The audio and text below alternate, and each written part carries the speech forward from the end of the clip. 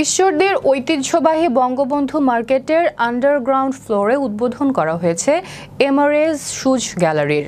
বুধবার বাদ আসর ঈশ্বরদী উপজেলা প্রেস ক্লাবের সভাপতি ও জাতীয় সাংবাদিক সোসাইটির কেন্দ্রীয় সাংগঠনিক সচিব তৌহিদ আক্তার পান্না এর উদ্বোধন করেন।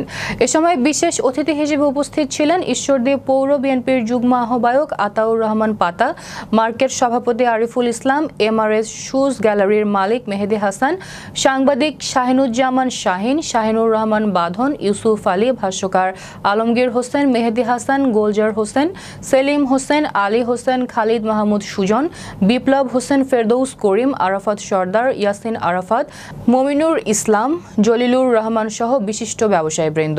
ফিতা ও কেক কেটে এমআরএস শুজ গ্যালারি উদ্বোধনের পর বিশেষ দোয়া পরিচালনা করেন ঈশ্বরদী রেলওয়ে ক্যারেজ মসজিদের ইমাম মাওলানা মোহাম্মদ নুরুস সালাম বিশ্বাস। পরে উপস্থিত সকলের মধ্যে তবারক বিতরণ করা হয়।